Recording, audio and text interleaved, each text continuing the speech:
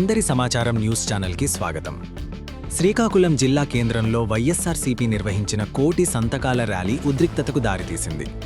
Medical కాలేజీల ప్రైవేటీకరణకు వ్యతిరేకంగా రాష్ట్ర వ్యాప్తంగా చేపట్టిన ఈ ఉద్యమానికి ప్రజల నుంచి భారీ మద్దతు లభిస్తోంది. జిల్లా కేంద్రాల నుంచి తాడేపల్లికి తరలి వెళ్లే ర్యాలీలను పోలీసులు పలుచోట్ల అడ్డుకున్నారు. ఈ క్రమంలో మాజీ మంత్రి సీదిరి అప్పలరాజును పోలీసులు అడ్డుకోవడంతో పరిస్థితి ఒక్కసారిగా ఉద్రిక్తంగా మారింది.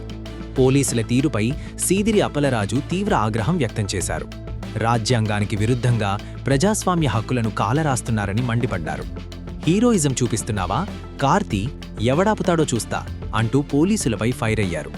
వైఎస్ఆర్సీపీ ర్యాలీల్లో ప్రజలు స్వచ్ఛందంగా పాల్గొంటుండగా అడ్డంకులు పెట్టడం అన్యాయమని పార్టీ నేతలు అంటున్నారు.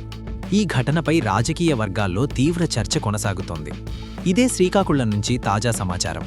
ఇలాంటి మరిన్ని నిజమైన న్యూస్ అప్డేట్స్ కోసం మా అందరి సమాచారం ఛానల్తో కొనసాగండి. మీ మద్దతే మా శక్తి. వెంటనే సబ్స్క్రైబ్ చేసి మా ఫ్యామిలీలో భాగమవ్వండి.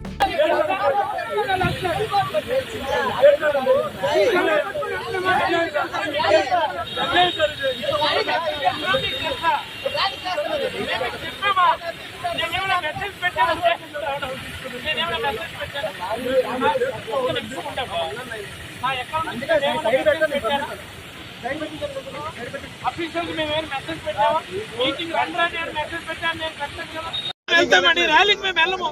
వేరే జెండాలు